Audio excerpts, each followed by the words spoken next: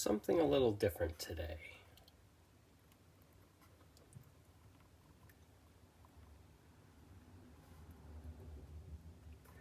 I think just want to do a little free-form video on talking about this wonderful book here. I discovered this a bit ago. I can't remember exactly when. It's been about a year or two since I've discovered it. This is The Evils of Illmire, a classic fantasy adventure module written by Zach Wolf of Spellsword Games. And this has brought me and my friends immeasurable amounts of entertainment and game time. We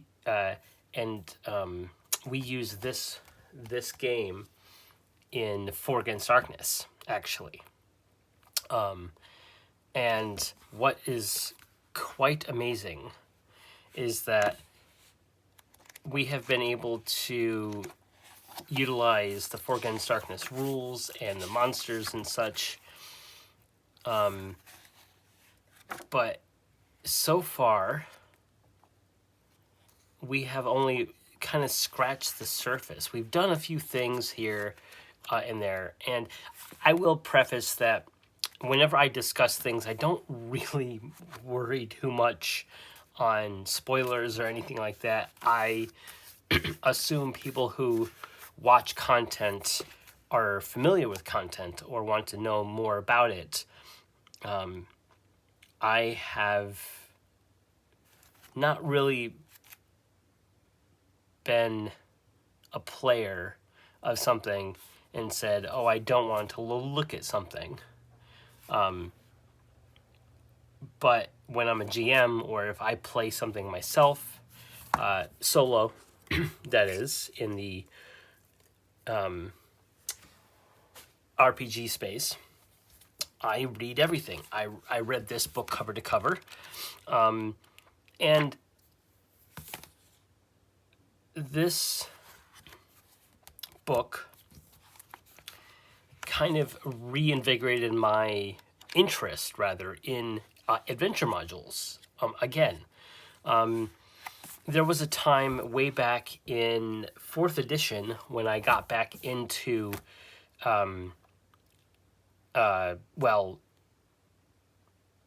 DMing for a game. I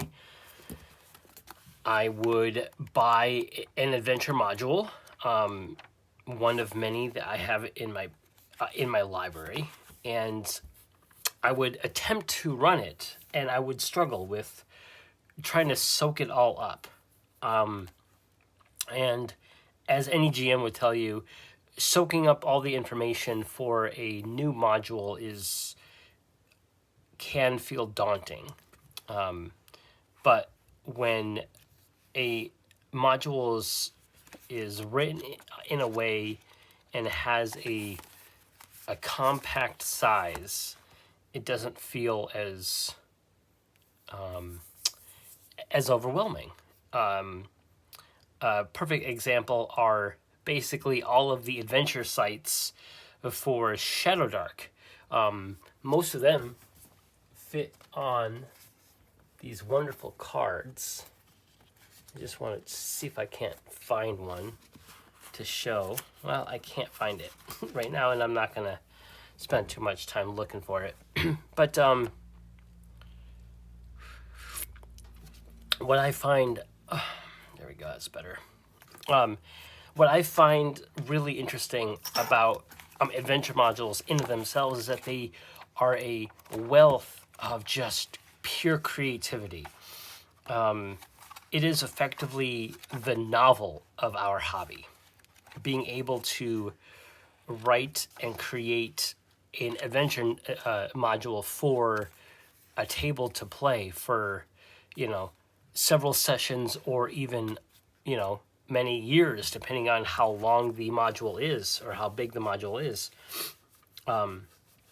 And I, as just I consume and I love sinking my teeth into the lore of any world, right?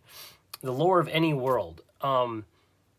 And I want to play in those worlds, but I like those worlds to be thematic, based on the rules and based on the ancestries or the character classes or the backgrounds, or the tools and the weapons used and the overarching themes. But if you hand me an adventure module based in that world, I'm gonna struggle. One thing I did try is I tried playing Dragonbane solo, and while I loved playing that game solo, the rules for the solo rules set here, Alone in a Deep Fall Breach, this effectively, while a fantastic document, is effectively a really good introduction to how the game can be played solo. But the adventure modules that was built into the adventure book in the starter kit did not have solo in mind. So what I had to do is I had to read them, and oh man, this is such a good game. I want to get back to this sometime, but I would have to read the entire module and then parse the information. I would take notes here and there, and it would just slow my process down. Some people find that okay as part of their process. For me, and when I play, it's not what I want out of a game. And I would play 5e with my friends, and when I was running, I would pull pieces from books that I already had or purchased or people gave me. And while the story seemed interesting, I just couldn't see myself running these adventures as is. At the very core, I do tend to homebrew a lot of lore anyway, even though I like playing within a world that is lore rich. A key example of that is, honestly, Shadowdark, while very light on like thick lore and big histories, has a lot of implied lore, and I like that too. And my most recent purchase for Shadowdark, Shadow Sun, this book is basically nothing but lore. There are rules, of course, for psionics and rules of travel for water and food that is necessary and things like that. But basically, the book is effectively just a massive tome full of lore. And in all honesty, you probably wouldn't even need this to run the Dark Sun setting in Shadowdark. You would only need any other Dark Sun content, and you can transplant it into Shadowdark itself. But the author of this book did a fantastic job in making it feel unique, but also very familiar to those that want the Athos feel to it, and I think that's really cool. So lore thick stuff without a lot of adventure modules and stuff to try to remember. That's basically my weakness. I'm not very good at the adventure modules. But then why did I pick this up? Well, it honestly was part of my kind of going deep into the OSR, going deep into the old school mechanics again, stuff that I tried to touch base on from my youth, being being someone who played second edition, I believe, way back in the day, I vaguely remember, how some of the rules were, but I don't think that we were actually playing it. That, to be fair. But anyway, I was trying to find that again, and going into the rabbit hole that is the OSR, the NSR, and there's this resurgence of adventure modules that are kind of written in that vein. And Evils of Ilmire is exactly that. In fact, I will read you one quick little note about it. The Evils of Ilmire. One, the art is really cool. I love that style.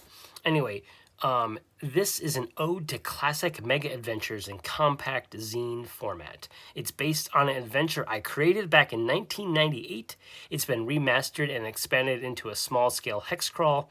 This module will exist without the help of over 500 awesome people, and they helped make this happen for a Kickstarter zine quest back in 2020. But basically, it is a old school feel book that is designed for those rule sets, for OSE, for Labyrinths and Lords, but I've been using it for Against Darkness, which in of itself was a solo take on that feeling of dungeon crawling.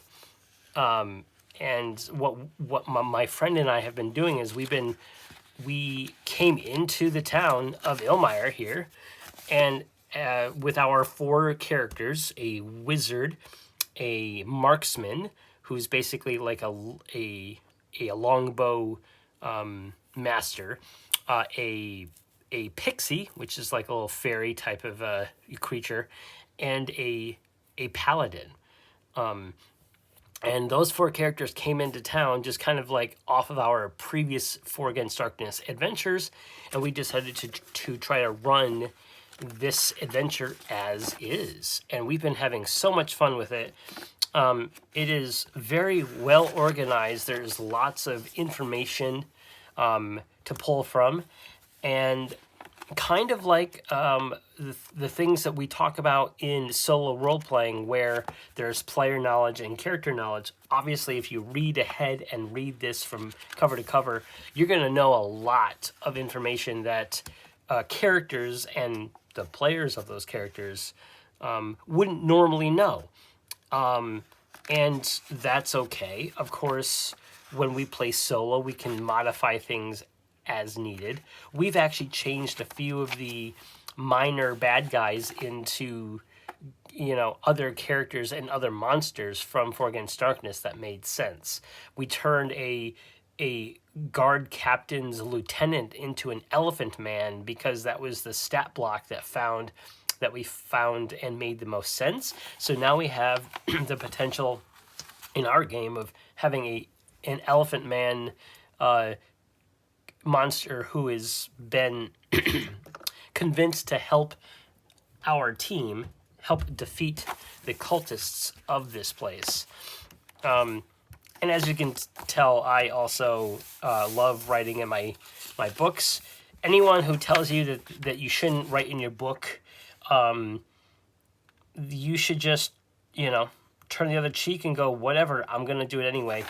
I love that this has all these little notes and markings in them.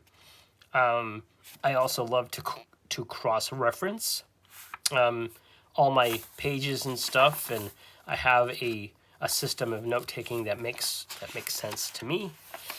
And this is just me blathering on about this particular module, on how much that we've gotten at least a full year of gameplay. We haven't been able to play every single week, but we've been able to play most weekends, and a few weekday evenings here and there. And the amount of fun that you can have with a single adventure module is not to be understated. I have quite a few others that I've yet to get to. I have Elder Oak, this one, and The Rot Beneath Winterbrook. Both of these I've read through. They seem interesting. They don't seem as well grounded in their ethos, or their ethos. No, in their ideology as Evils of Ilmire. I think this captures a particular style of play very well. I'll have to play these or run these. Maybe I'll run this with a Shadow Dark. I don't know. But both of these I actually got through a sale on Exalted Funeral. I got them basically 40% off.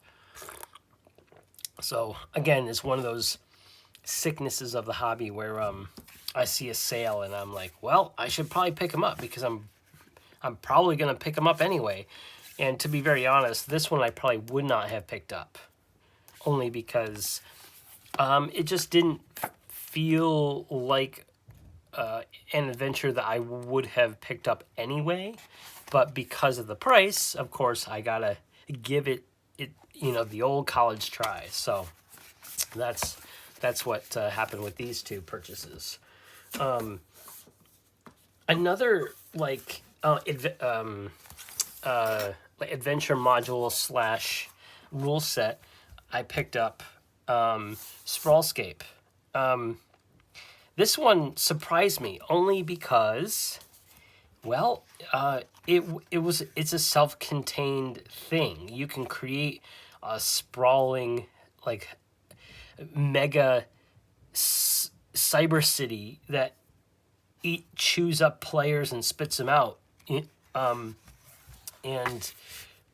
What I really like is that it can be self-contained, but it is compatible with Network 23 and the Mothership, both of which I do not own. I bought this specifically because of it's a cyberpunk-y feel, and it's kind of out to eat the players kind of vibe to it. And it uses a standard deck of cards to create the part of the city that you want to focus on. And because I was playing by myself, I didn't have a lot of cards that I drew. The idea for this one is every player gets to draw a number of playing cards, and then that becomes their quadrant or their sector, and then you combine all these sectors together to create a quadrant that the players are interacting with. And obviously, if you go into a new quadrant, you can draw new cards for that. And mine has a bunch of weird notes on it and stuff, but effectively it turns it into this, point crawl, but it looks like a circuit board, but all the things of note are places that things can happen. And that's pretty cool. And there's this kind of other, not currency, but there's this behind the scenes sort of things happening where the ones in control are trying to maintain that control, and the ones that are trying to cause trouble are trying to cause riots. And depending on what happens and what the players do, these clocks either tick up or tick down, and then things can happen if they circle back around again. So that was fun. And I was actually playing this with my copy of Cyborg, and I was playing that solo. I was using Cyborg as the main rule set with this city creation thing, because the Cyborg is based in one singular city of Psy, which is cool. And I've played a little bit within that, and that's fine. I'm a player who likes to merge things together to see what works. And I love creating maps, and this was one of those admittedly abstracted, but it is still a map creation system. So that was cool. And of course, with that, I finally got my copies of well-known and well-loved Sandbox Generator and the Perilous Wilds. I don't know why it took me so long to get these, but like anyone else have said, these are great resources. I didn't realize that this little video was going to turn into a, hey, check out what I got. But yeah, these are just the tools that I use to play my games. And I will say that my favorite tool of them all, and the one that has been used so often, is my copy of Maze Rats. This is a T-spill that got all over the place. My printer didn't even print it out correctly. This particular copy has been used and abused so much.